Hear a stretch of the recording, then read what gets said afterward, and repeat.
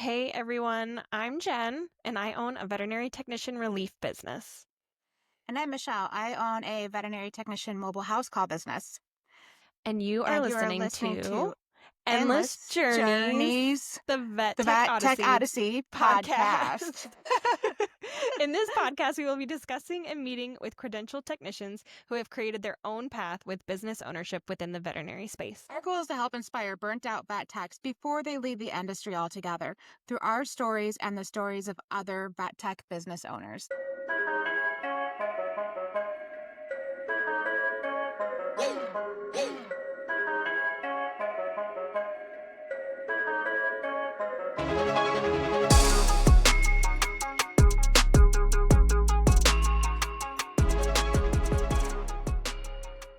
Hey, everybody, it's Jen and Michelle here. Happy Monday again.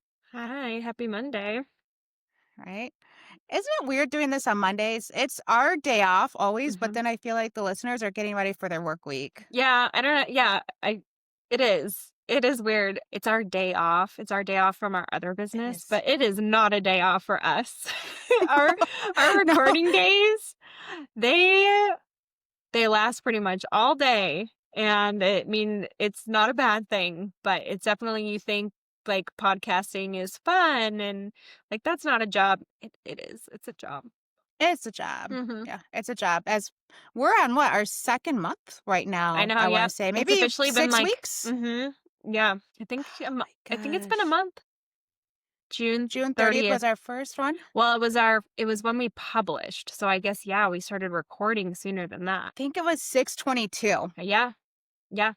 I think it was June Yeah. 22nd. I think that was our first time that we actually recorded, Mhm. and we're still getting into the groove of it and figuring out what works and what doesn't Yeah. work. And Yeah, but I think we're doing it's okay.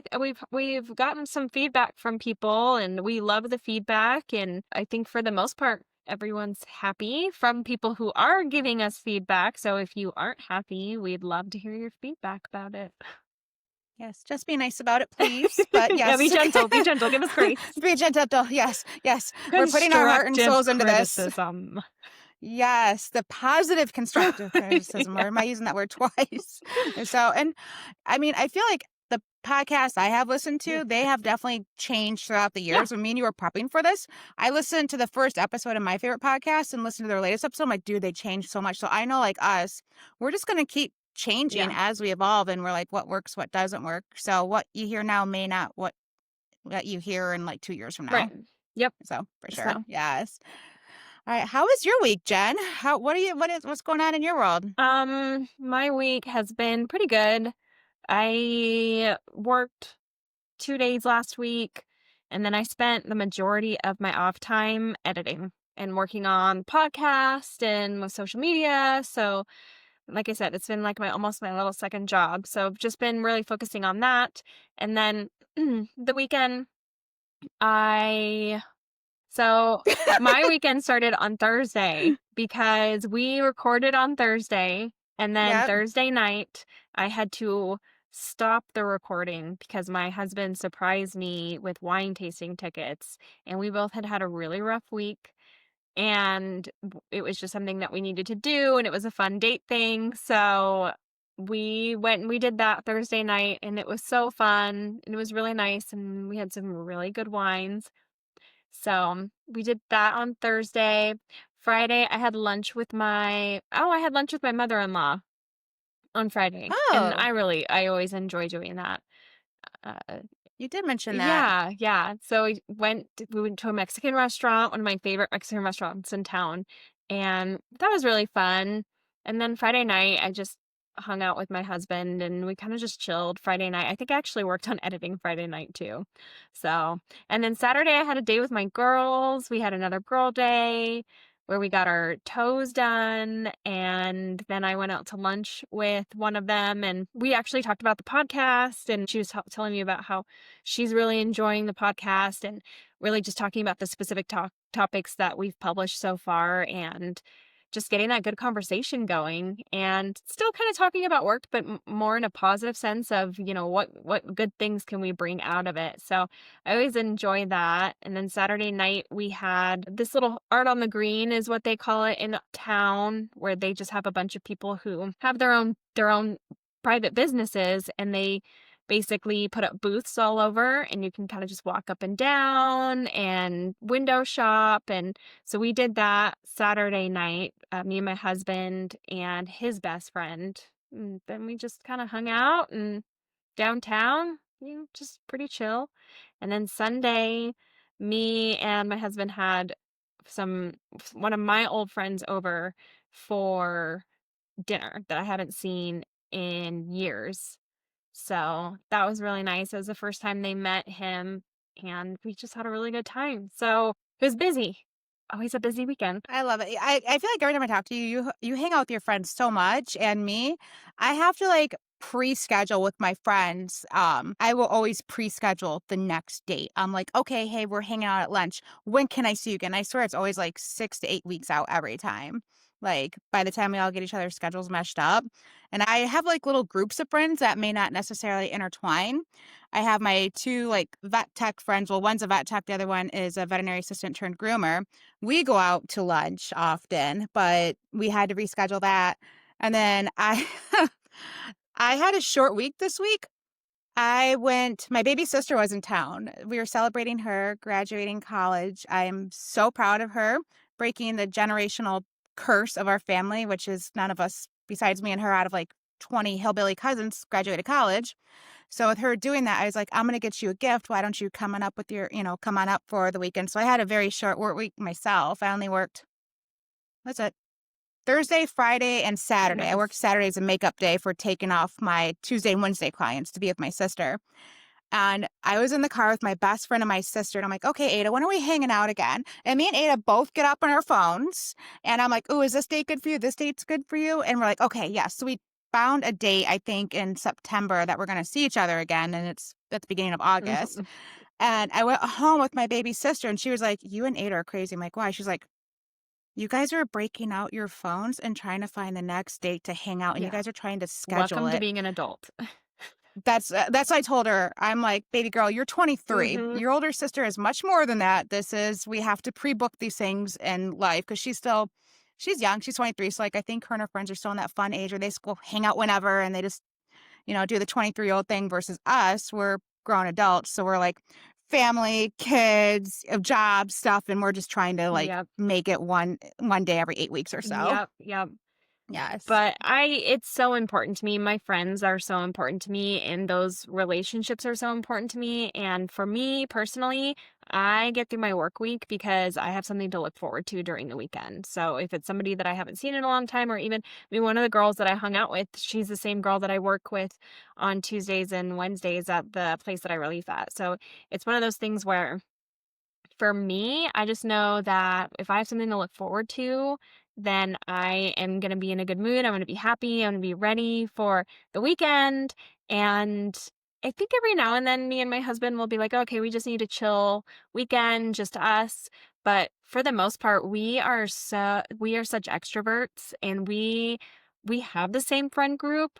We are the people that when we got together, our friend groups meshed and everyone got along. And so Love that. we kind of like, just with the people that we have, I mean, friends that I've made, I'm like, hey, come and hang out with this friend group. And so I'm the type of person where I try to mesh all my friends together because for the most part, we're all going to get along. I know we're going to get along. And for me, the more the merrier. I am totally one of those people where I'm like, yeah, like you want to come, come. So I am very social. I did not used to be that way. A lot of things changed. Trauma can do that. Trauma can do Yeah. that to you, but Yeah, I have to say, you're very social, like, you're very outgoing, yeah. you're very nice. I feel like I'm the little one that hides in my basement all weekend. Like, literally like a hermit. I'm in my basement playing video games all weekend, and you're always with your friends. I'm like, I wish I hung out with my friends a little bit more often. It Yes. it gets it gets me through it just gets me through those tough times. I love my friendships. I love my people. So, Yeah, friendships are super important, especially when you're working in vet med mhm. and to have that normalcy outside of work, because so much of us, like, eat, breathe, and live our Yeah, work. It's so good to get into your friendship circles, especially with those ones who are not in right. it. Like, I feel like And most of those my friends have been in positive it. circles too. That's Yes. important. Yeah, me and my best friend were talking about that, how, like, some friendships aren't true. Mhm. Friendships, if they're, like, jealous of you or if they're trying to, like, be like you or they're envious of you and secretly not supportive of you. Like, we actually had that deep conversation a few Mondays ago because she's so supportive of me and I'm so supportive of her and everything that she's done in her life. She's such a wonderful person, but then not everybody's like that. So just good friends are so hard to come by. Yeah, and also, like I said, just that positivity of, when you're hanging out with your friends and you're not always just talking about the negative things. You're talking about, okay, this is something I'm looking forward to. This is my next goal in life, and just talking about that excitement and just trying to stay away from the negativity or the gossiping. Because I mean, we're women, gossiping is a thing. So, and I'm Yeah. not going to sit here and be like, "Oh, I don't gossip, I don't do that." I mean, Oh, it's a I human gossip. thing. But if we can get away from that a little bit more and just try to focus on, the positivity of each other and each other's lives and also being each other's cheerleaders. I surround myself with people that are my cheerleaders. And that's why I want to be around these people. And I try to be the same thing for them, to be that support and to be their cheerleader and to just encourage them in whatever they want to do and to let them know, like, yeah, you got this, girl. Like, you're going to do it. So if you don't have that group of people, your life is going to be so different. And especially if you're trying to pursue a business or if you do have goals that you're trying to pursue, the people that you surround yourself with, they're going to have a lot to do with whether you are going to actually pursue those goals or not. So always remember who you're surrounding yourself with, because if you have major goals and you want to do something big, but the people around you are not doing that and they're not encouraging you to do that, Mm-mm. then find a new group. No. No, they're just gonna be detrimental to you in the Yeah. end if they're not supportive of Yep. you. And then Yep. that's even more detrimental. We got to surround ourselves with Yes. positive people because we see so much negativity in this world. So just Yes. be aware of who you're surrounding yourself with because that'll make a huge difference. Exactly, and I come to notice this. I was like a few years ago. I have noticed just because they're a good coworker doesn't mean they make a good Right. friend, and I didn't realize that till like after I left the clinic industry. Reflecting back on friendships I thought I had, I was like, no, she wasn't a good friend. She was a good coworker. Like that's where I should have drawn the line. Right. So, but I'm very lucky, like, almost all of my friends right now have come from vet med, believe it or not. Like, I still have some friends from college, but all my friends I seriously, like, met in a clinic or in some sort of veterinary industry job, and we're still close friends. So there's always some sort of vet med intertwining going on. I think my husband's, like, the only person in my life who's not a vet med at this point. That poor man probably could be. He probably knows so much more than the average Yeah, I 50 bet. years old. I'm sorry, Alex. I love you so much, baby, but I know I talk your ear off about vet stuff so much. We all do it and they Yeah. love us for it. Yes. Yes. And other than that, yeah, my work week was short, like, and I know we were possibly looking at doing some highlights and lowlights, but I only had highlights this week, actually. I didn't have any, like, low points at work, which I really Aw. love. Yeah. One of the things that I think this might be a little, like, send the ick to some text, though, but in our last episode that we did, you might have heard me say the term boutique tech, right? But I've never said it before. And I have this awesome client, Hey Haley with Molly. She was actually the one who came up with this. And I'm like, I'm still using this. And I thought it was such an awesome moment. She is a human nurse and she, like us, burnt out of bedside patient care. It's very stressful from the human side. It's just like our side. And me and her have compared a lot of notes from my side to her side. And now she does aesthetics. And if you've listened to me, I'm an aesthetics girl. I love it. I'll do it all. I say, throw everything at my face. I'll do it. And she had said that now that she's in aesthetics, her quality of life is so much better. She was like, the people are happy, the pets are happy, I have a good work life balance.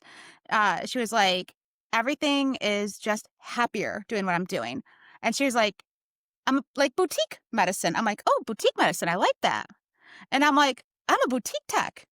I'm like, "That's what I'm doing." I'm like, "Haley, I'm a freaking boutique tech." I'm like, "Think about it. I'm not doing bedside patient care, which is clinic work. Mhm. All of my dogs are happy to see me because I bring them snacks and they're all wagging tails and they love me. I love the owners because I pick the owners I want to work with. I have a work-life balance. Everything's just happy. I'm not stressed. I'm not sad. I'm a boutique tech. And the revelation just came and I'm like, boutique tech. And she's like, boutique nurse. We're like, yeah. So I thought that was one of the coolest moments of the week is with one of my clients when we've established the term boutique nurse and boutique vet tech. Nice. I love that. That's awesome. Yes. Yes. And then again, I had two highlights and no lowlights this week. And my other highlight would be is tonight we're having our second unattached vet tech group meeting, or is it our third? Nope, it's our third. It's our third one, and we're gonna go over advertising tonight. And I think it's gonna be a very, very small group of girls. I'm gonna say under 10 at this point, but we're just gonna get together and talk advertising strategy. So I'm super excited about that because I always love hearing and seeing what other techs across the country are Oh, doing. yeah. So yeah, those meetings are fun. They're informative, and Well, it's just we don't know good enough about collaboration. advertising and marketing either. So I think that's something really important to talk about because it's a little bit taboo with us with the branding and marketing and we don't know how to advertise ourselves. We don't know how to sell ourselves. So I think that's great that that's something that you guys are having a meeting about and collaborating with those ideas. Yes, yes, I can't wait to see. I know a couple girls are gonna be in there, and I feel like the last meeting we had was huge. I think there was like 37 participants in that meeting. This one, I think we're gonna have under 10. So I think it's because of the summer, like everybody's out doing Hmm. stuff. But I think also too, the smaller, the better it's gonna be because then like more people get more opportunity to talk. So I'm excited. So it's been a very good week with my sister coming into town and the term boutique vet tech. Again, it might tick off some technicians, but I mean, I like it. Yeah. Who You know, cares? yeah, I like it. It's just been a really damn good week. Yeah. That's Yeah. great. How about, yeah, yes. Any fun work stuff for you? I had a highlight this week. There is a particular assistant that I always talk about at work all the time and how much I miss him. He is just so he worked in Syria, I believe, as a veterinarian. And then he came to America and he just recently became a legal US citizen and Awesome. he's just one of the most awesome people that I've ever worked with in veterinary medicine. He doesn't speak very good English, but it's pretty damn good compared to some, and it's funny when he first started in the field so when he first came to America, he started at this clinic, and he didn't speak any English at all, and the people in this clinic, they actually taught him how to speak English. And so he came here and he basically learned how to speak English just at the job. And of course that they gave him this job and he didn't know how to speak English, I think is amazing. And so what by the time I met him, he was able to speak pretty good English. He has a very thick accent. But he's just one of the most amazing people that I've ever worked with. And again, the fact that he was a veterinarian in Syria, he worked on like large animals, like he worked on camels and things like that. Oh, Mhm. how cool. Yeah, and he is so good. He's one of the hardest workers I know. He never calls out, and he's just a joy to work with. And I was talking about how much I missed him and how I never got to see him. And I walked in and he was covering a shift. And I remember I walked in and I saw his name on the board and I was like, oh my gosh. I was like, he is here. And they're like, yeah, Your he's here today. I was person. like, I get to work with him tonight. I was like, that is awesome. And I was like, well, that just made my day. Like, that just made my day. And then, of course, he saw me and he was excited and, gave me a hug. And so that was a highlight for Oh, I me. love Just, I that. always just I love working with people that are really hard workers and people that I get along with. And so that's always a bonus for me. So that was exciting. I got to see him because I was like, oh man, I haven't seen Yeah. you in forever. So that was a highlight.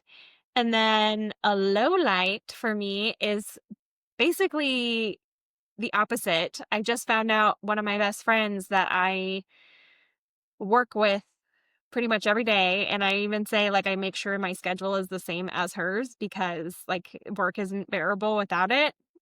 She just told me that she is getting surgery on her knee. So she's going to be out Oh, for a really long no. time, at least minimum 6 weeks. Maybe more. I think in my head I've exaggerated it just where I keep saying I think December or something and they're like, "Wait, December? That seems like a really long time." And I'm like, "I don't know, that's just me. I'm just over exaggerating cuz I feel like even just her being gone for 6 weeks is going to be it just oh, yeah, it's Hard. going to be hard, especially since we have a really good team on those days. And so it's, I mean, everyone knows how it is. You have your good team and they work Yeah. well together and sometimes the people or no, not sometimes. A lot of times the people that we work with are going to make or break your shift. So, Oh, I think that absolutely. is basically what my highlights and my lowlights were, where I had somebody where I was like, "Yes, we get to work together. It's going to be a great day. And I haven't seen you in a long time. Get to catch up a little bit." And then low light, yeah, one of my other favorite people, she is going to be gone for a while. And I remember I worked that last shift with her, and she's one of my best friends. So I kind of looked at her and I was like, "All right, well, I guess this is the last shift we're working together for a while." I'm like, "Just so you know, I'm pretty mad at you. I'm pretty angry." And she just starts laughing. She's like, "It's not my fault." I'm like, "Yeah, I mean, even though you're the one getting the surgery and, like I'm angry at you." And, and I even just made a joke and it's like, "Yeah, I'm feeling a lot of emotions right now. Like I feel bad for you, but I'm also a little mad at you and I'm really gonna miss you and this sucks and all the emotions." So But you're not mad at her, you're mad at her knees. yeah, I'm mad at her knees, exactly.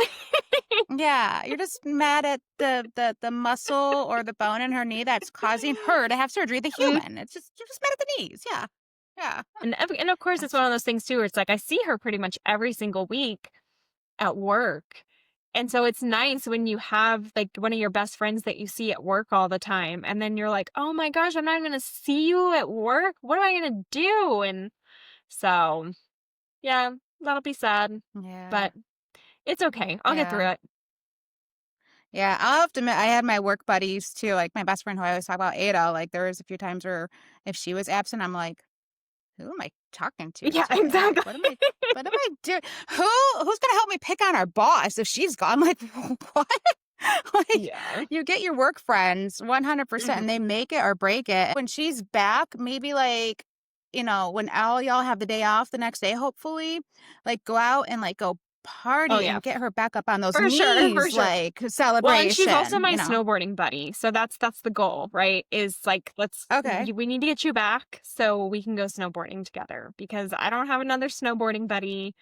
So come on, like get your knee fixed, and that way we can at least go Yes. snowboarding this winter. So Yes. I didn't know you snowboarded. My yeah, gosh. oh yeah, I love You're so snowboarding. active. You're such an inspiration. You make me wanna, like, crawl out of my basements on the weekends.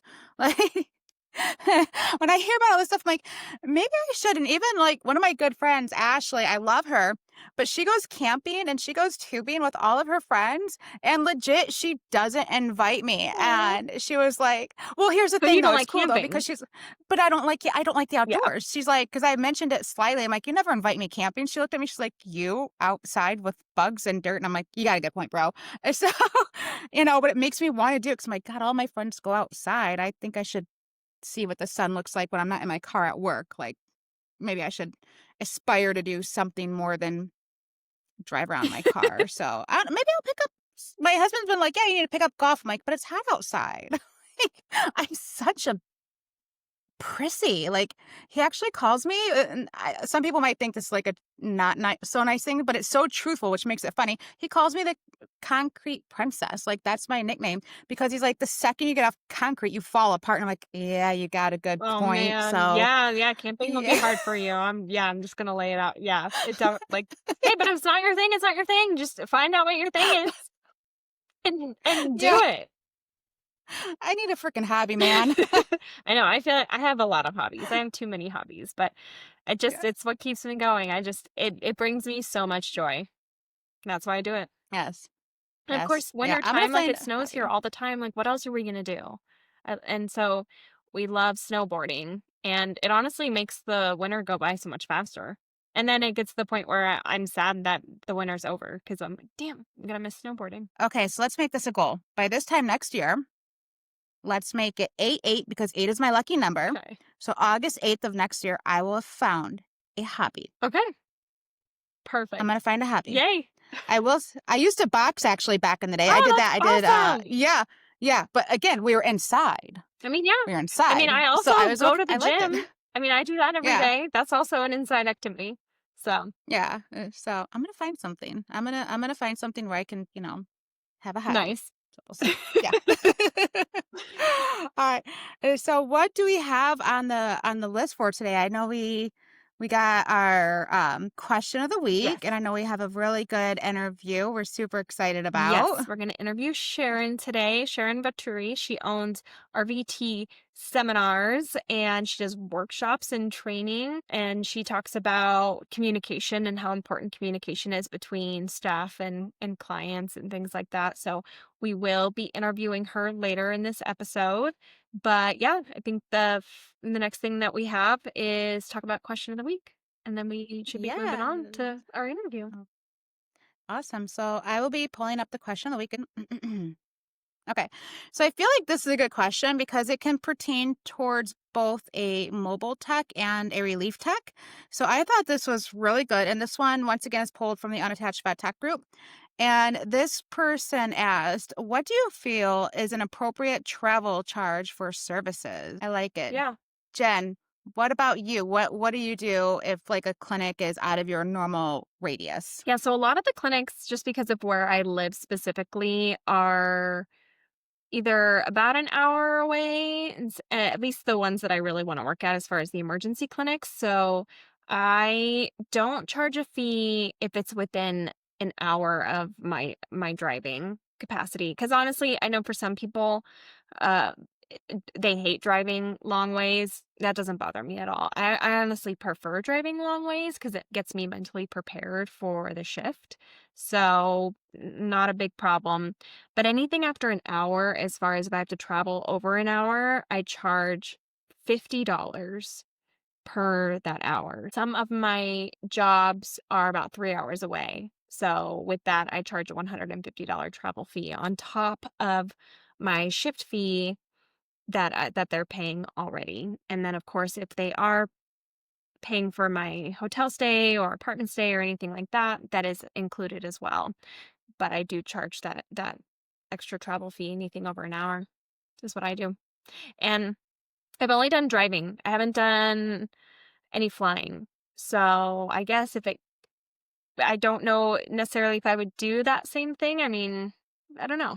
I guess I would just have to cross that bridge when I got there. I would like to hear about that. If you get the opportunity, if like some awesome clinic is like, "Hey Jen, we need you for a week. We're gonna fly you out." Like I would want to hear all about it. I've Everything. had some offers for that. It's just I've had other jobs already lined up when I have had those opportunities already brought up to me. So, I wouldn't put it past that maybe it'll happen one day. I've just already been booked up when I've gotten those asks. Oh, I think that's like the whole next level of being a relief tech is like, "Hey, I live in Michigan, but I'm flying out to Yeah. California for a week's worth of work, and then after that, I'm gonna fly to Connecticut." And then like that would be at least for me, if I would that would be goals, man. I would just be one state to the next, hopping on one plane because I love to travel. Hell, that's a hobby. I like to travel. I do a lot of that actually. Yeah. I think that would be so awesome, and I would love to see if Jen, if you did that, I would love to see every step of the way. Just like Yeah. I'd wanna see it. Yep, Yeah, I've yep. had, Oregon and Arizona ask me,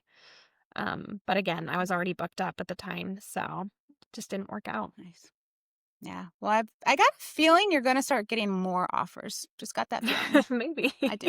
Think. Yep, I do. Yes. So for my side, for mobile work, it really depends. I'll just throw an example out there. I have a expanded radius outside of my house. And I service a lot of like almost like a big circle outside of my house. Now, if you're outside of that circle, if it's a client, it depends on how far, but I won't do anything more than 15 minutes away from my nearest appointment to that person. So that way I'm not spending an extra half hour driving because I have to think about that. Well, if this person is like the only person in this area, and they're 15 minutes away from my nearest client. And given that client doesn't cancel, because that happens, and if God forbid that client does, then I'm traveling one extra half hour or something. That's when it becomes a weird balance game. So I try to look at it as, okay, this new client is 15 minutes away. I have to put them up with somebody who I know I can almost gamble on is going to keep their appointment, Yeah. or else I'm not being profitable. And that's where we start hitting the gray areas. So I take a kind of a gamble approach on that, but then I charge by my time. So let's say I got total half hour driving, 15 minutes there, 15-minute back. That's 30-minute drive time. Most of my appointments are within 4 minutes of each other. I've got like the most perfect routes ever to where I'm very, very efficient. So one thing will throw it off and my whole day is just like off. So if they are out, I usually charge an extra, like, I don't know, depending on where they're at, like $10 to $15 per way. So we could be looking at an extra like $20 to $30 on top of my fee to service their pets for their fees. I need to charge for my time accordingly. And then I will also say this on those, I make them pay a deposit because I'm booking off extra time for them. And if they cancel, I'm not going to be happy. And I got burnt really bad in the beginning on a guy who I was like, yeah, I'll go a half hour of my way. And he was like, oh, thank you. I promise I won't cancel. And that should have been my red flag. Yeah. Like, Why I would you even say that that? again, yeah, and exactly. And I didn't pick that up because I was probably within my first, I don't know, 4 months of being open at the time. Yeah. So I didn't think about that as a red flag. And I was like, okay, and he lived in, like I said, he was about a good 30 minutes away from me. I didn't charge a deposit. I didn't do anything. I just trusted him and took him as a room. Like, he'll show up. He's so grateful. Okay, no problem. What do you know? Like, I go to confirm his appointment, and bro is like, oh, I forgot. Let me check with my wife. I never heard back from him. And that's when I said, nope, I learned my lesson. Mhm. Moving forward, anybody who's out of my radius, I will charge a deposit because I'm booking off extra time for them, but I communicate with that. Yeah. I communicate that with the owners. I let them know, hey, you are out of my service area. So I am going to have to charge you extra for gas and time. I always make sure gas and time because it's my time as well that I need to get paid for. I have an hourly rate that I like to go by.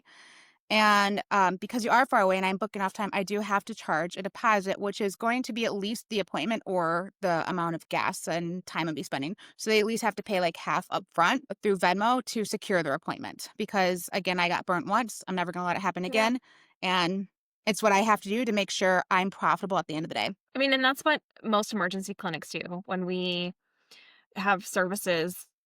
We go over an estimate and then we make them either pay half price, 80% of the estimate, or 100% of the estimate before we even do anything.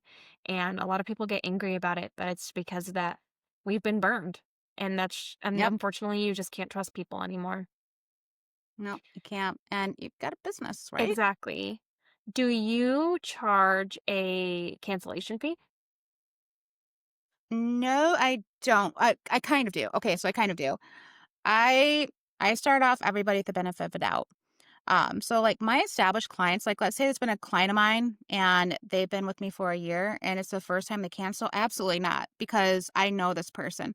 But if it's a new client and I don't know who they are yet, and if they cancel right off the bat, if they want to reschedule, they're paying for the one they canceled on and they're going to prepay for the one ahead of No, time that's fair. because I don't know you and you've already wasted my time right off the Right. bat. You gotta prove yourself. So it's a gray area, but again, like, I'm like, "Man, I've been seeing you for a year, 2 years, you've never once canceled." Like, it doesn't hit my radar. I'm just like, "Take care of what you gotta take care of, I'll see Yeah. you next month." But if it starts to become a pattern, which has happened before, where I've been seeing an owner and all of a sudden it becomes a pattern, then I have to have that conversation of like, "I really hate doing this. This is awkward. You know I love you, but I also have to make money. So if you're not gonna give me 48 hours notice, if it's not an urgent situation, I'm gonna have to ask you to do it." And I actually had that conversation with an owner 2 weeks ago. I had to fire them in the past, and then they came back and they're like, "Hey, we want to rework with you." And I said, "Okay, but you're gonna have to prepay this first appointment." And I did not make them prepay for their next appointment that's coming up, but I still am working with them. I'm now working with the wife instead of the husband. She said, "My husband can't time management worth a shit." She's like, "I'll be taking on." I'm like, "Fantastic. Just keep your appointment. I'm happy." So I kind of brought them back from the dead essentially, and I'm gonna, hopefully it still works out. We'll see. So it's a gray area just depending on my relationship with the client for sure. Yeah. And I mean, I think that's fair. You get facials done. I've gotten facials done in the past. I've gotten massages where I am a regular client and then something comes up and I've last minute and they've even been clear with me, like, we will charge a cancellation fee if it's within the day. And I show up for the most part. and I think there's been a couple times, maybe I could probably count on one hand where I've had to cancel last minute. And honestly, I mean, I'm going to be honest here. Some of it is because I have really bad period pains and I wake up and I am in so much pain and I can't even leave the house and I never know when that's going to happen. It's very random. And so I'd say a lot of times I'd cancel because of that. And they would be so great because it'd be like, "Well, you usually show up and you over communicate." So I've even had them be like, "We're not even going to charge the cancel fee." And I'm like, "But I know, but you tell me that you're going to, and I'm totally okay with it. I understand." And they're like, "Nah, you're good. We're not even gonna nope, you're totally fine." And I'm like, "Thank you." Yes, I understand where they're coming from because you're a valued client and they just want to see you come back next month. They just want to see you. They know you. There's like, we just want you to heal up, feel better, Mhm. and come back next month because they value, it sounds like they value you maybe more than they value the business that you bring to them by saying, hey, we don't care. We just want to see you back because you're obviously a good client. I know you're a great communicator with me, so I know you are with them. Yeah. And like I get masseter Botox, not for cosmetic, but I grind and clench my teeth really bad. And the first time I went to go make an appointment with them, they were a referral from my good client. They were like, you have to pay, I think it was like 50% up front. Yeah. I was fine with Yeah. that. They're like, we have to. I'm like, you're fine. Here's my credit card number. I'm not going to miss it. Yeah. And now that I've been established with them for some time, and by the way, it helps a lot with my teeth grinding. They don't charge me to before I make an appointment. They just let me make my appointments and I don't have to prepay because they just do it for the first time client. Mhm. After you've proven yourself to them, they're like, okay, now you don't have to pay. So Yeah. I haven't paid with them since the first time. I also think that's another cool way of doing And business. honestly, the people that are gonna get mad about it are probably not the ones that are gonna keep the appointments, and they're not gonna be the Yep. type of clients that you wanna keep anyway. So, No. Exactly. Yeah. That means they probably are going to flake out on you. They know that they're unsure. mhm. They know within themselves that I don't want to get FOMO, Yeah. but if I don't want to do it, I'll just let her know. Well, yeah, And because those are the ones you want to stay away people can from. be flaky, and I mean, I'm gonna be honest, and so I don't have patience with people being flaky in my professional life, and I don't have Me patience with either. people being flaky in my personal life. So if I've invited Same. you to go out and you flake on me the first time, I'm probably not going to hang out with you again. Because for me, Mhm. it's like I make people a priority. If I really want to hang out with them, if I that I'm going to hang out with them unless it's an emergency. But if you're flaky once, or even if you're flaky a couple times, and then you have those people that are like, Mm. "Oh, why don't you ever invite me out?" I'm like, "Because you're flaky." They go, "Oh, well, Yeah. but I had other things come up." And I'm like, "Right, because I'm not that important to you. And if I'm not that important to you and there's something else that's more important, then yeah, I'm not going to waste my time. I'm going to move on to the Yeah. person who is going to make that time for me and I am important to them and vice versa." So, it's the same thing Ex with being with your professional clients. It's respect. ex exactly. It's respect. And here's the thing, it's like they already had plans with you, so something literally better came up. That's what they're telling you Yeah. is, "Oh, well, Jim, me and you had plans, but me and, Emily made plans after it, but I prefer to hang out with Emily." So that to me, that just and I don't know if what is I just threw out a random name. So you just to me, it signals like somebody else is more important or I find more fun in my Yeah. life. And that's somebody who I wouldn't hang out with either. I give people one or two Mhm. shots professionally and personally, and then it's done. I know with like the unattached fat tech group and the association, there's a couple of techs that, flaked out the last minute. I said they'd show up and not. And so I'm like, oh, you're on my Yeah. radar. It's like, especially with the association, I'm like, if we plan this out 16 weeks in advance, I want you there. And if it becomes a pattern, I'm not going to allow for Yep. it. It's Yep. respect at the end of the day. Yep. Yep.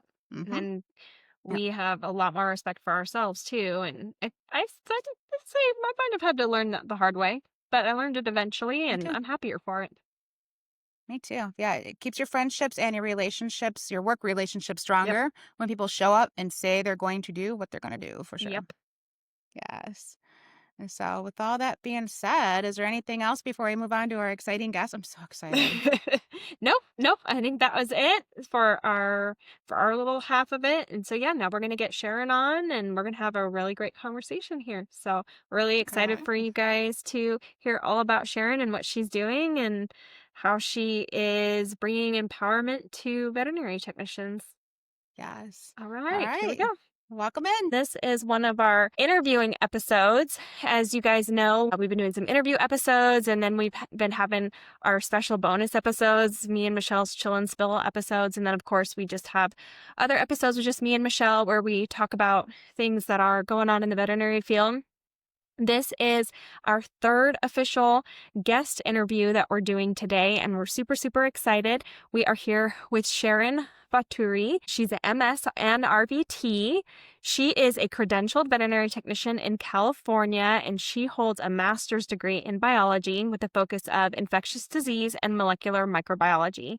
She has been in the veterinary field for almost 25 years. She's been credentialed as a veterinary technician for about 10 of those years and has held just about every role there is in the veterinary hospital setting, except for practice owner and veterinarian.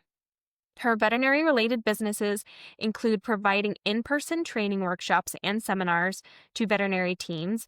And it sounds like she's getting ready to launch soon some keynote concerts to help improve company culture. She also does relief work as a veterinary technician, both independently and through RU. She continues to collect veterinary certifications on her endless learning journey so that she can stay current on the most up-to-date veterinary practices and continue to help others improve their skills and knowledge. Her most recent certifications include Conflict Management Essentials for Veterinary Teams, Infection Prevention Leader, and Blend Vet Achiever Cohort, which is a training program focused on DEIB and allyship in the veterinary space. That sounds like you have a lot on your plate, Sharon, with all of those things going on, but it sounds great. So you do relief work, and you're not the first one that we've had on that does relief work, but you do the in-person training workshops and the seminars, and that's something that we're really going to talk about today. I had spoken with Sharon myself before this interview, and we had a great conversation. And I just loved some of the things that she was really focused on her in training workshops. So hopefully, we're going to be talking about those specific things today because I think that they're really important in the veterinary field in general. And I also think it's really important from a business aspect as well. But before we really get into those questions, we like to start off with an icebreaker of what breed of dogs do you own? Because we really feel like it can tell a lot about you personally and who you are as a person. I have to say, I am currently a cat owner. However, I am more of a dog person. And as a dog person, I am a chocolate lab person. I Oh. When I was younger, I had a chocolate lab Chesapeake Bay Retriever mix, and he Oh. was amazing. I had people who were afraid of dogs, people that didn't like dogs, all of a sudden magically were less afraid of dogs or love dogs because of him. He was one of those he would have been a great emotional support dog for people, but he was absolutely amazing. And my cats, I currently have 3 cats. I went to the shelter to get a dog.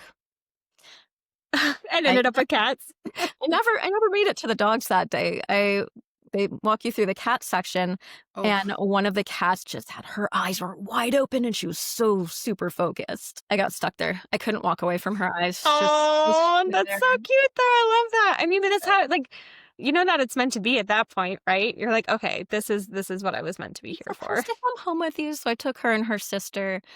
My 3rd one came a year later, came in as a stray from clients. A young couple brought her in, and she was it's a funny story. My doctor that day was telling me about Cuterebra, which I had never heard of Cuterebra before, Really? 'cause it wasn't a very common thing in California back, So fun. 20 years ago. Oh, So I was in okay. Virginia, and 2 hours earlier, a whole conversation about Cuterebra. "The one thing I hate in vet med is Cuterebra. It really grosses me out." 2 hours later, we see this little kitten with a burst abscess. I start prepping it. It's like, "Hey, doc, something looks a little geometric in here. This doesn't look right." She looks and instantly realizes what it is and jumps back and screams, "Oh my god, it's a Cuterebra." My gosh. Oh, yeah. Like the first time you see it, it's kind of cool, but then after that, it's just really gross. But it was amazing, and she was very spunky, so she had to come home with me, and she's still spunky, so Aw. That yeah, reminds so me a 3 little bit kittens. of like my cat story. I ended up with one of my cats. It was a little kitten that they found like at some, I don't know, alley, and he had little maggots all in his tail. He had little maggots Aw, like in his baby. belly, and his brothers had maggots too, and we ended up having to euthanize them. But His maggots were mostly just in his tail, so we were able to just, like, pull him out, but Oh, he literally nice. has a crooked tail from where the maggots were, and Okay. it like, that tail is forever crooked. So, alright. So, we're gonna go ahead and get into the nitty-gritty questions. We really wanna know about your background and what inspired you to start your business that was focused more on the mentorships and workshops for veterinary clinics. My entire life, I wanted to be a veterinarian. That was my goal in life. That's what I was gonna be. Oh, okay. Short version of that story, it didn't work out. And I felt lost. And so I'd been trying to figure out what else I was going to do. Had been working as a tech, as I mentioned, almost 25 years. The last few years, I really started getting disillusioned with the field, and it was upsetting to me. I wouldn't necessarily call it burnout or compassion fatigue or empathy fatigue or any of those. I was just upset at the situation of how bad patient care had been getting, even though we have numerous advancements in the medical field. We could be doing so much better, but instead, people don't want to show up, either physically or emotionally. They just don't want to be there. Medicine seems to be getting worse almost everywhere I go, and it just was really upsetting. In my head, I had two options. I'm like, okay, just keep showing up and dealing with it, leave and go to human med, and I'm in the humans are gross camp medically. Yeah. I wasn't Mhm. really happy with either of those options, right? I mean, I'm grateful. I'm so grateful to Human Med for being there, for when I need it, but it's just not something that calls to me. Right. And I like helping people in other ways. So I decided, it's like, hey, if I can help the field get back to a place where it feels good to do our jobs, it feels good to go to work, then I could be proud of us being a veterinary field again. Just the thought that I didn't want to be associated with the veterinary field really bothered me because I was literally born to do this, born to help animals. And that's when I decided to start my business, RVT Seminars.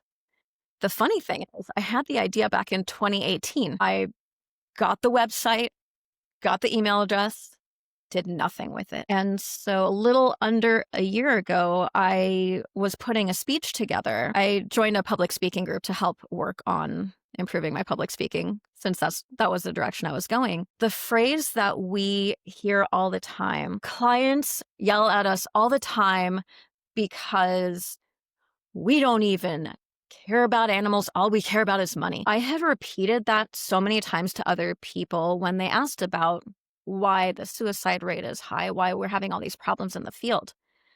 I'd verbally said it so many times, but when I wrote it down to prep for that speech, it hit me that in all my years, I've never once had a client say either of those things to me, which is when I built my flagship workshop, client communication with a focus on reviewing estimates and treatment plans with clients. And I feel a lot of it is, there's so much of it is communication, but that is the first step in providing better patient care is having those communications with clients and having them allow us to do our job so that we can help the animals. And that is where my passion lies in communication, both with our teams and with clients so that we can provide better patient care, which is why we're all here anyway, right? Yes. Absolutely. I mean, and I think that everything that you just said, I think that speaks to so many people, if not every single person that's listening, that we all get into this for that specifically. And then because of how we get treated by clients and sometimes how we get treated by each other in the field, it really makes us unhappy and it makes us not want to do this anymore. So if we can improve those things, if we can improve that communication between clients and staff, and we can improve just the communication between staff members as well, then I think that will help tremendously and that trust. Because I think that's what a lot of it is. When you have that good communication between people, then you can begin to trust them more. And that's all that we want. We want to be able to trust our staff members. We want to be able to trust the people that we're working for. And we also want clients to trust us.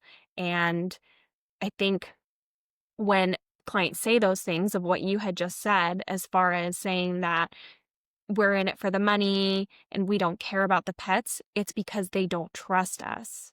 But where is that stemming from? Exactly. And I feel like, yes, communication is such an important part of that. And so that's why I was like, oh my gosh, as soon as when we met and you said that, I was like, oh my gosh, I am all about that. I think that that's so important. But I really don't know if I've heard anybody actually speak about it in that sense. But I think if we can talk about that more and we can talk about how important that is, then maybe we can get the word out on that and maybe that will change something. Yes. Fingers crossed for that. Right. We'll get there. Exactly. We will get there. Yes. Veterinary medicine's evolving. It's going to get there. We're going from suturing up dogs in the back of pickup trucks to having MRI machines just like humans. So we're gonna evolve right into that probably quicker than most of us think, I think. Yes. Looking forward Yes. to that so much. Right. Yes. Right. So, what do you think was your biggest challenge that you faced when you were transitioning to your own business and building this business? As far as mentally, financially, were you experiencing any imposter syndrome? Were you exploring other options before even starting this specific business? Or were you, I mean, it kind of sounds like you started the website, you had it in your head, and then you kind of paused a little bit, which I feel like a lot of us do that. So, what was your mindset in all of that? I am still working on being better at believing in myself. I am I'm an amazing planner. I'm also an amazing procrastinator. I have what I've found is that I have a lot of issue with follow through. This journey has taught me that I need help with follow through and I need accountability. I'm Mhm. learning so much about myself. It's a little scary, but it's good because when you learn what those things are, you can help to improve on them. Imposter syndrome is definitely up there. Even last night, I was at dinner, I was talking with my boyfriend about it. It's like imposter syndrome's hitting really hard right now because I feel like a lot of things are really getting ready to take off with my process. And there's always going to be people who know more than you. You can't know everything in veterinary medicine. There's just no way to do it.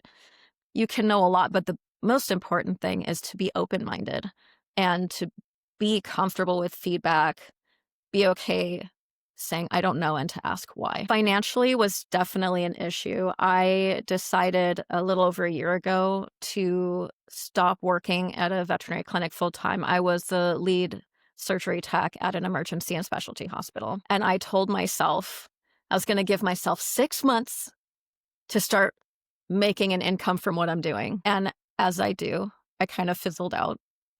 I was picking up relief shifts just to make ends meet, but for the first 3 months, I didn't pick up any shifts to just try to build things, but it was very easy to fall off and stop those things. What I did was I have a friend of mine. We used to have business meetings twice weekly. I helped her launch her business from the ground up. It was my idea to start business meetings while we were working together about 5 years ago. She wanted to get into hair products. She was already making shampoos and conditioners at home. She wanted to scale it up into a business.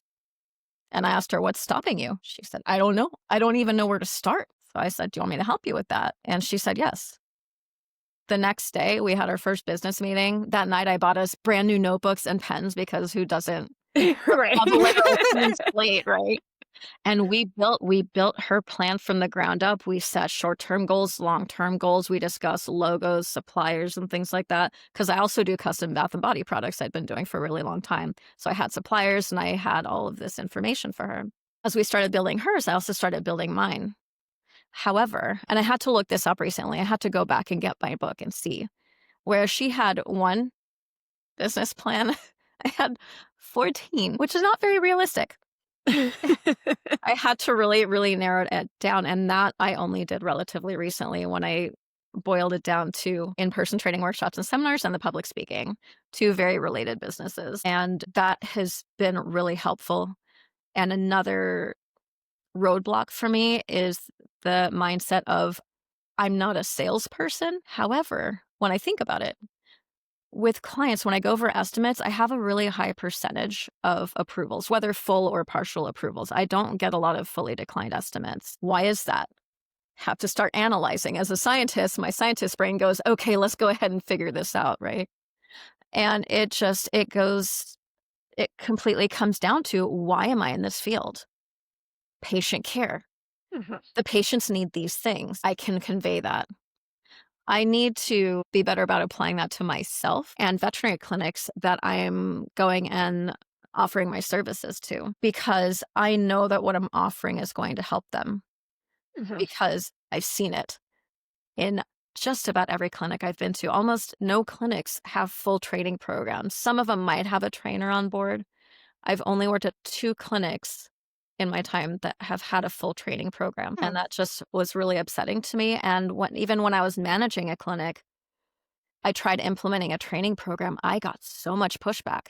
I said, "I even have a book. I have a book with a training program," because I had someone I used to work with, she had a full book, and I asked her permission to implement it. So, "As long as you give me credit, you can use it." I said, "Great." I got so much pushback specifically from my tech supervisor. "I don't have time to train anybody." One day she saw me on the floor because, if you're a tech and you're a manager, you're gonna end up working on the treatment floor. Mhm. And she saw me placing an IV catheter while I was verbally walking someone through the process, and the tech supervisor happens to walk by. Later in the office, she said, "Oh, that's what you meant." I said, "Yes, you don't have to take 5 hours out of your day to train somebody. Just walk them through it, explain why you're doing what you're doing. It would be nice to have a full training program and really walk people through step by step, but there's other ways to implement it where you can help your team feel empowered and like they matter and they have the potential to elevate their skill set." And that was something that really was an eye opener for her. I didn't stay there too much longer for multiple reasons, but I felt really good in my two things that I got them there, parking spots for my staff so they didn't have to park at meters, Oh, and, wow. Oh my gosh. I had them completely reassess the pay scale for everybody because it was inappropriate. So, those I was very happy that I was able to do that for them before I left, and I really, really liked my team, but the management was it's a very unhealthy work environment, and I did what I could while I was there, but the owners wouldn't let go, even though they said they wanted to, Oh. and I knew that I couldn't. There was nothing more I could do there. Right. Well, at least you could see that and Mhm. know that you're not wasting your time and that you just need to move on because I think that's really difficult for a lot of people to do in our field in general as well because they're like, okay, well, as long as I stay here, at least I'm making a difference. But it's only getting worse. And I think that a lot of times we need to know when enough is enough and when, okay, it's time for us to move on to other Right. things and maybe we can make a difference somewhere else. Yeah, and you did make an impactful difference too. Oh, yeah. In your short time, that's pretty awesome. Yeah. Pay scale. And So, then you yeah, said parking meters. So parking? they were having to pay for their parking while they were at work. Who pays for We parking? Is were that a we thing? were technically, the clinic was reimbursing them. They had us so this was in Santa Monica in California. Parking is notoriously horrid. We Okay. had 10 spots that we were being allowed to use at somebody's business, but anyone who wasn't there first thing in the morning, they were coming later in the day, they had to go find a meter. Not only that, you had to leave every 2 hours to go feed the meter. Oh my gosh. Yeah. That's not time efficient in any way, And shape, or Yeah. form. and they had to log it, and then they would get reimbursed at the end of the month for that. So at least they technically weren't paying, but veterinary medicine, it's a bunch of women. Hmm. It gets dark Yeah. out early in the winter time. Yeah. An Yes. area that has a very high homeless population, vagrant communities and things like that, and it's not safe. So I was able to secure parking spots at another business that was 2 doors down from us, so it was well lit, and they didn't have to keep going back and forth. That's amazing. I mean, Yeah. that's a huge difference. That's awesome. Yeah. I love that. Never enough. I just never Yeah. feel like I'm doing enough. Right. I know it does. I definitely get that. But that sounds like a big thing to me. And then pay. Of Yeah. course, pay is always a big thing. So if you could make a difference there. You did. Mhm. Yep. Mhm. All right. You can make it anywhere. Yeah, for sure. So, what are some of the challenges you see in the clinics and your workshops, how do they address them? One of the biggest issues I've seen, which we've kind of talked about a bit, is the lack of training and the lack of support from others. And another one, of course, is communication. For the training, of course, implementing, if not a full training program, at least have your new hires paired with somebody or with 2 people that they can follow for at least the first few weeks to help them, even if they're familiar. Let's say they're a super skilled assistant or technician or CSR, any of those things, to be able to shadow someone so you can see a little more into how the clinic culture is, what their particular protocols are, is really, really helpful. From that, we go to assistance and support. Now that we have a person that we're paired with or a couple people, we have that person that we feel comfortable, hopefully, asking questions to if we're not sure about something. They can either physically help us or verbally walk us through processes. And then communication is just the key and the basis for everything because if we're not communicating well, what are we even doing? Nobody knows what's going on. Learning the communication styles, again, ideally with that person that you're paired up with or those people you're paired up with. How do the other teammates like to be communicated with? How do the doctors like to have communication go? Management, how do your teams communicate with clients? Do you use texting? Do you have those automatic apps that send all negative test results instantly to the clients? How do those things go? Do the technicians do follow-ups? Do doctors do follow-ups? All of those things really combine together to give us a good basis. So if we can improve on those things, it will really reduce the challenging situations that we have in our clinic. Love it, love it. And so, yeah, it definitely sounds like you're doing a lot of customized work there. And so, how do you tailor your workshops to meet the specific needs of the different clinics? That's going to depend on the type of clinic, of course, and Okay. the workshop. For example, the workshop I mentioned earlier, the client communication with a focus on estimates and treatment plans. I actually use estimates from that clinic to do the workshops. This workshop is more like a small group workshop, so I take only a couple people at a time. We do some overview about communication styles, but then we go into, all right, here's an estimate from your clinic. You're familiar with the format. Show me how you do it. Because that way they've seen these estimates. It's not, I'm coming up with some standardized template. These are S- your Something they're things. You've seen comfortable them. with. Yeah. Exactly.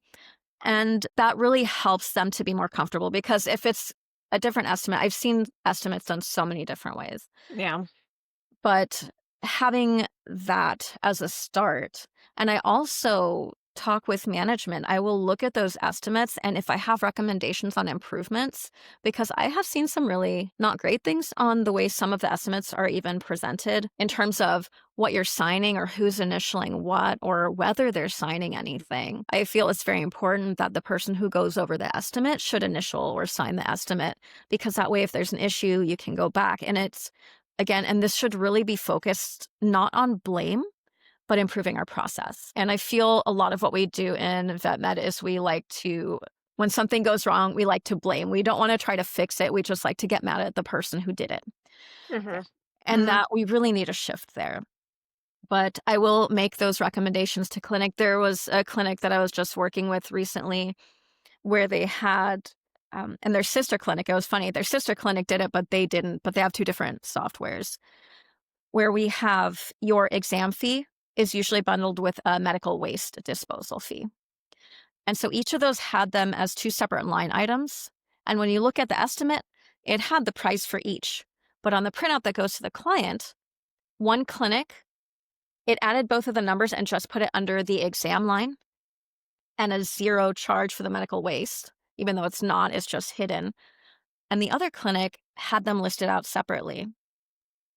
And when I'm using those estimates to go over, because I also do relief work at both of these clinics, if there's a zero charge next to a medical waste fee, I don't feel I need to explain it.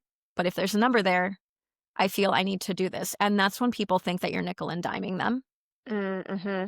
And also, instead of focusing on the important bits of the estimate, you're focusing on something that, yes, you need, but they don't need to know about that. They don't need to say, hey, just so you know, we're charging you to dispose of needles and things. Yeah. So it's a minor thing that can cause a rift that we can avoid. Um, I totally agree. If I could just insert something real quick on that medical disposable waste fee, Mhm. I would say like 2 weeks ago, I was in one of my local community groups, and a pet owner was looking for a vet clinic. And one of the reasons why she was dumping her current vet clinic was pricey and they were, gouging. But she saw the medical waste fee and she was like, they're charging me $6 to throw away a freaking needle. I need to find a new clinic for my dog. So it's Mhm. very interesting that you brought that up. And that comment section was filled with so many comments from pet owners of saying, that's ridiculous. That's ridiculous. So my thought was the same thing. Why don't they just bundle in the exam fee? Like if, we got to pay, we do have to pay for these. Right. So let's just bundle up an exam fee because it's a bad look to clients.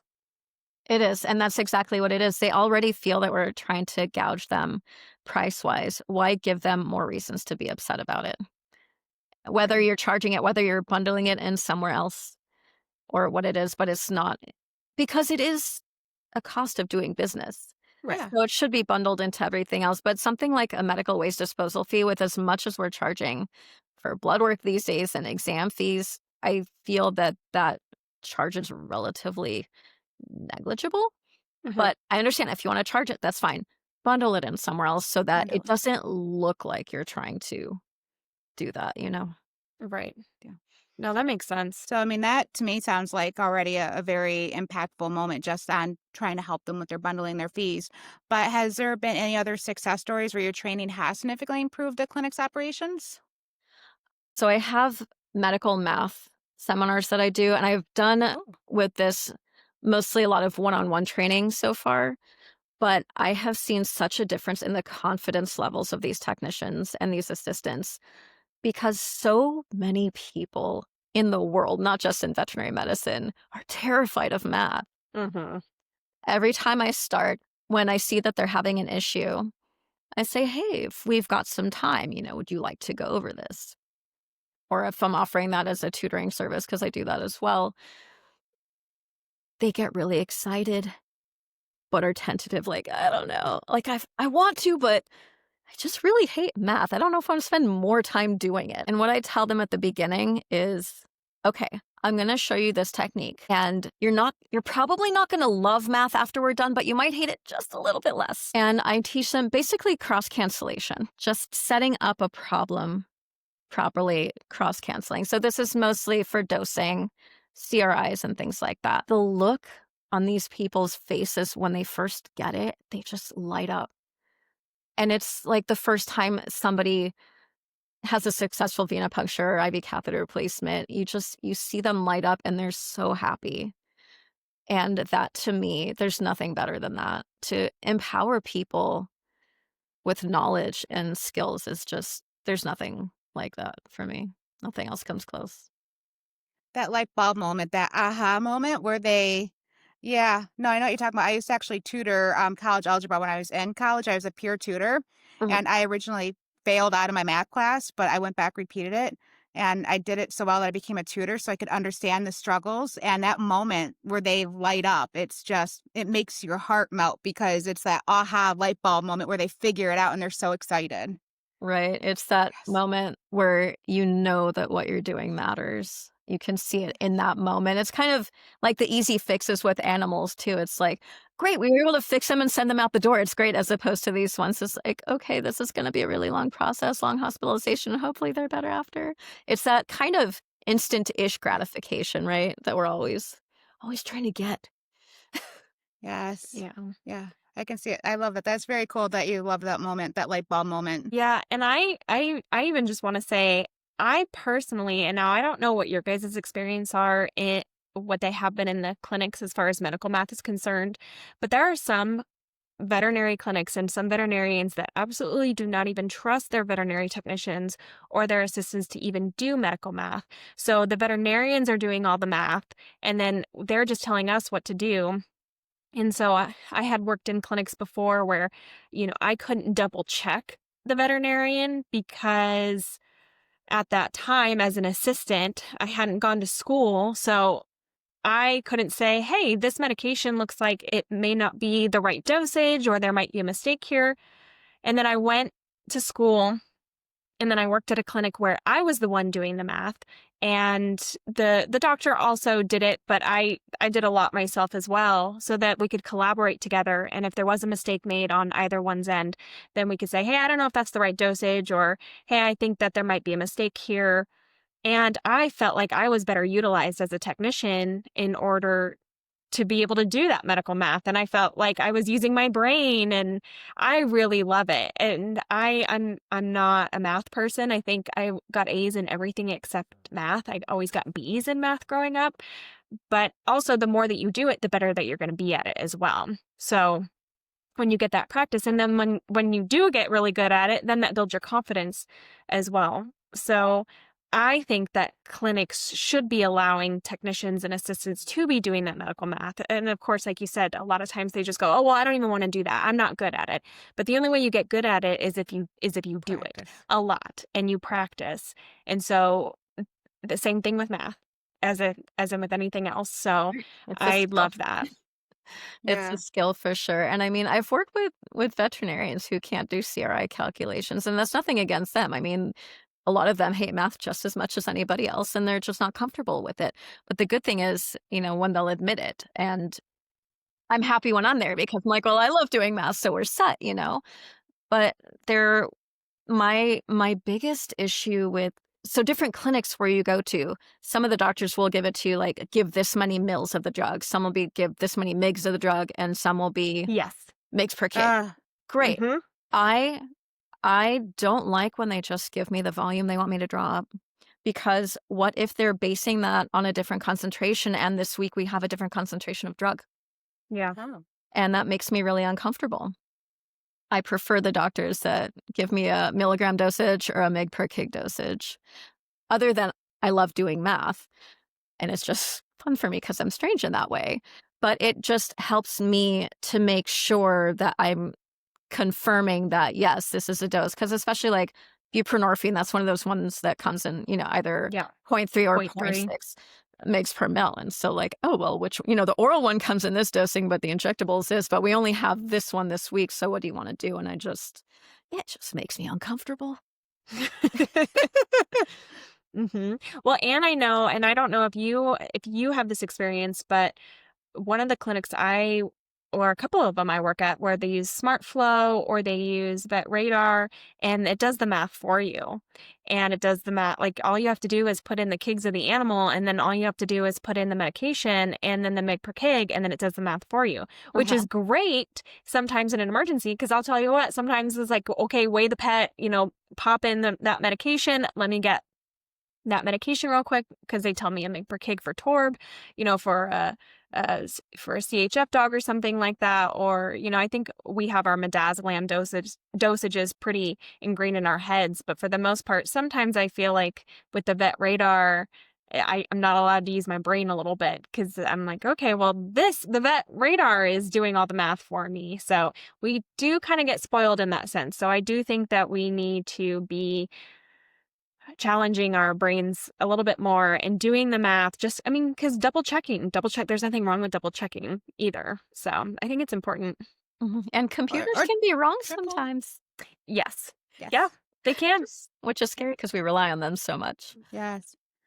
At my second to last clinic, I was actually talking to Jen on the previous episode, like, she was a startup doc, like, I came in during her 6th, 7th month of opening her business.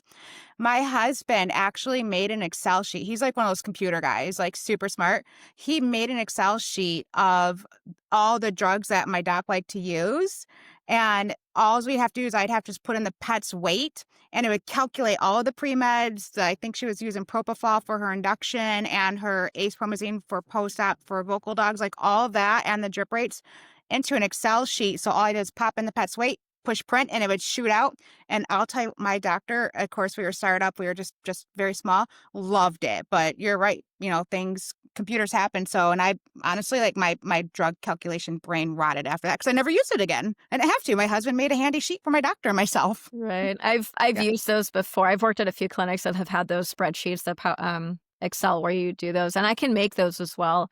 I'm actually a bit of a spreadsheet junkie myself. I I spreadsheet everything. It's just easier. It's easier to see things and keep things organized for me, but also being able to put in calculations like that is really helpful. I feel like I trust that more than I would some of the softwares because the softwares get updated from time to time, and you might not necessarily know when that happens and what happens if Oh, there's a glitch in the software. right. I'm a bit of a catastrophizer when it comes to tech sometimes because and I hardly update my phone for the same reason because there's Oh, yeah. always that's when they learn what all the bug fixes are from those first people that do the update. It's like, "Oh, wait, just kidding, like, half of these things aren't really working, let's go back and fix it." Mhm. The same is possible. Hopefully, there are more checks and balances in these softwares that we're using for our drug calculations, but I always am very hesitant about just believing the numbers, so I'll usually just pop in a calculator really quick just to make sure. Or and that's mostly for drugs I'm less familiar with. I Right. had there was a situation where I had somebody had pulled up a drug, it was methadone, and so I had to double check it, and then I see the patient he's walking over, and I said, "Are you sure that's the amount the doctor told you to pull up?" He's like, "Pretty sure why?" I'm like, "That seems like a very large volume of methadone for a cat. Can we just double check that, please?"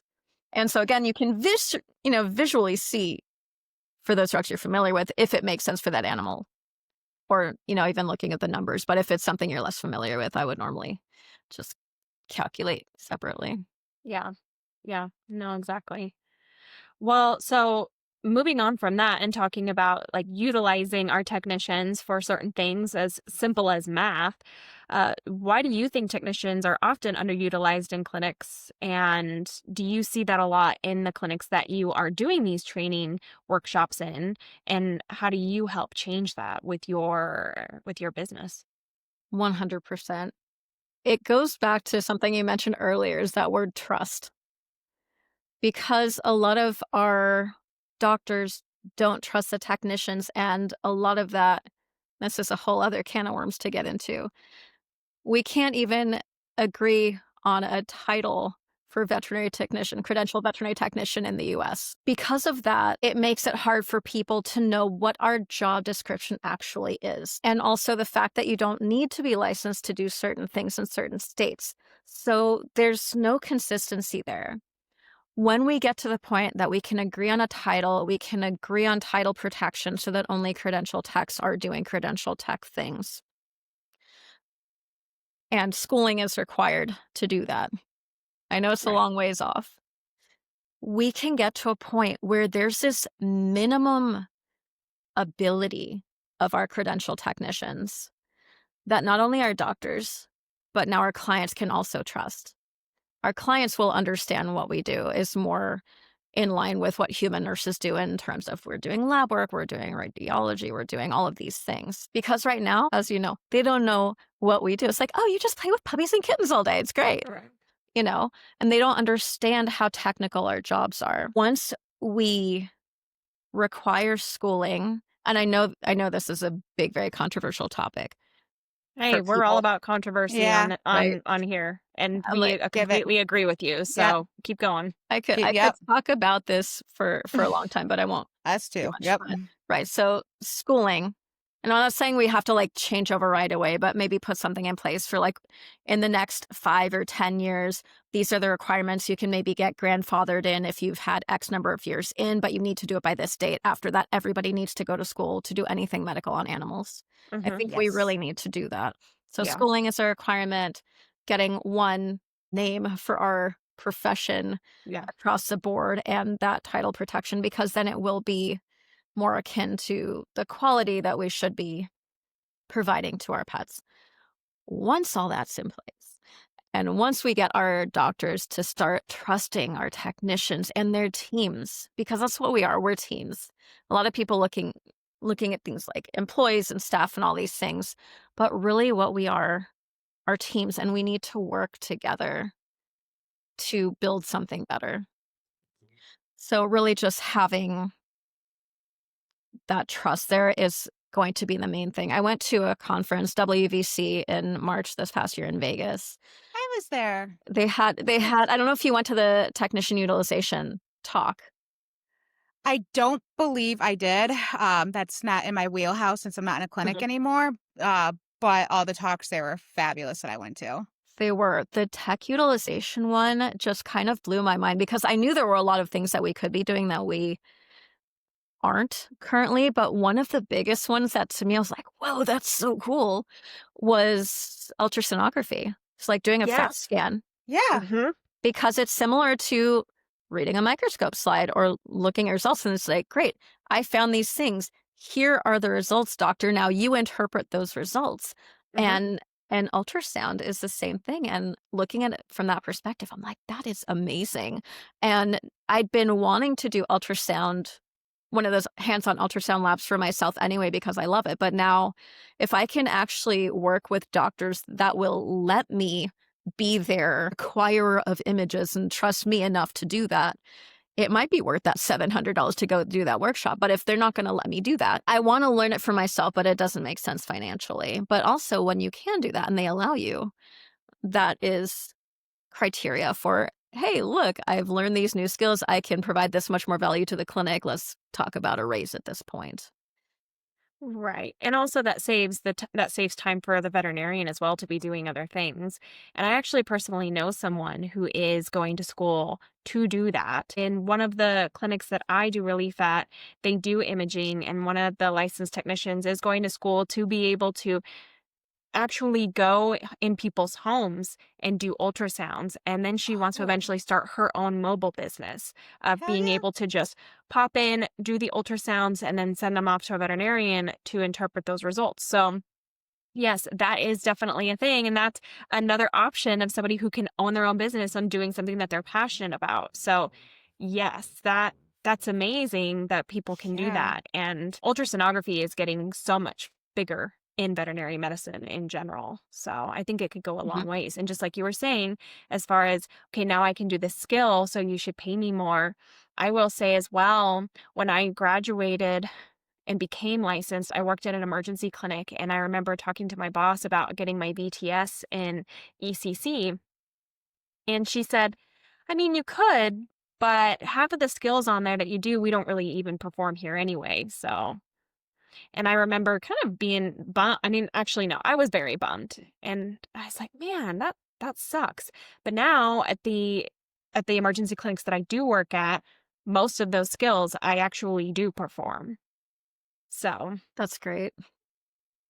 Yeah, it's hard because there is a lot of pushback from doctors and managers like, oh, that's just a waste of time. And to those people, I say, furthering your education, even if it's just for yourself, is never a waste of time. You are exactly. enriching yourself and you are putting yourself in the position to provide better patient care and to make yourself feel better about yourself, you know? And the disappointing part about that is that these are coming from people with their doctorate's degree, discouraging us from getting more educated. Like, bro, you got a doctorate. Like, why can't I get a little something too? Like, that's just mind blowing when you really think about it. Like, that's very discouraging. I wonder also, I would love to know those doctors.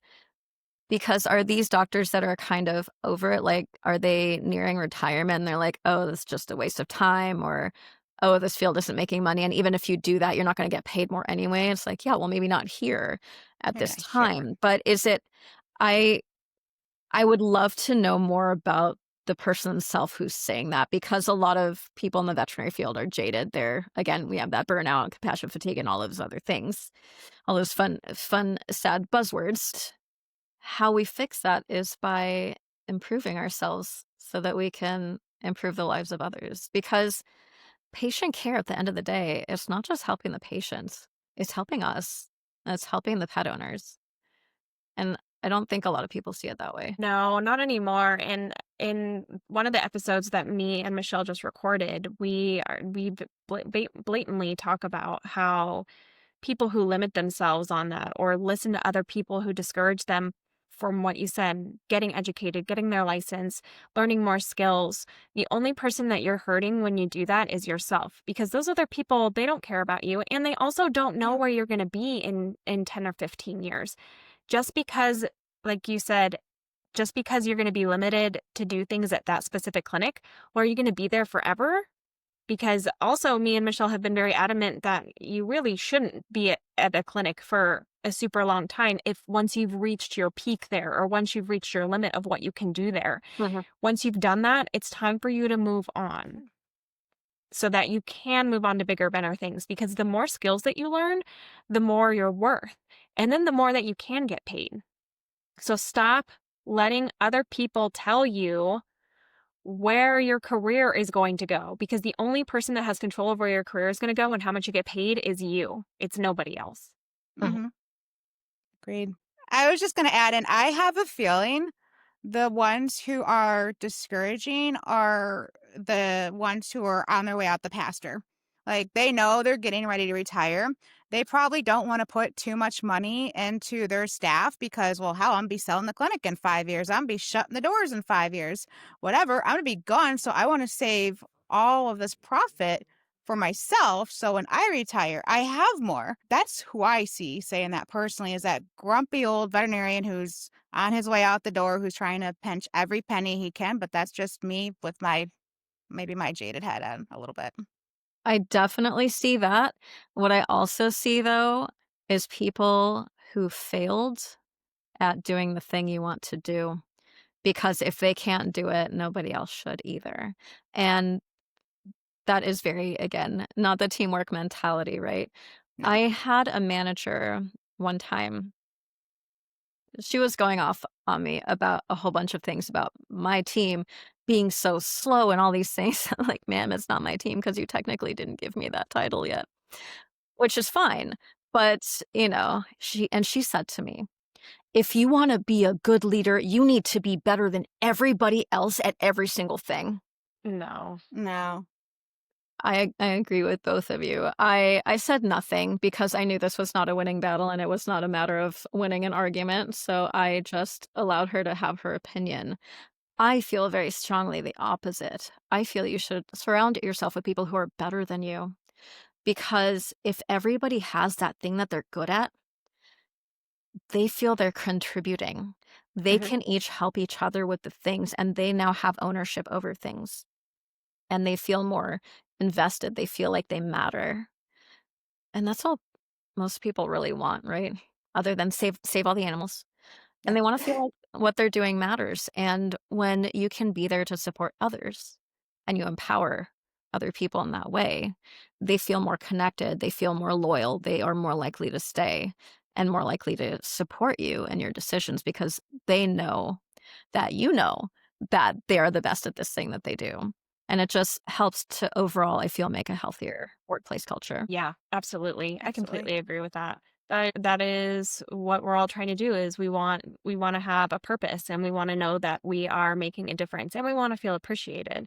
So, I absolutely agree with that. Hey everyone, it's Jen from Endless Journeys, the Vet Tech Odyssey podcast. We wanted to let you know that our first episode turned out to be a bit longer than we expected. After receiving some valuable feedback, we decided it would be best to break it into two parts to make it more digestible and enjoyable for you guys. We're excited to share that both part one and part two are available today, so you can dive right into the full conversation at your own pace. We really appreciate your support, and we hope you enjoy both parts of this episode.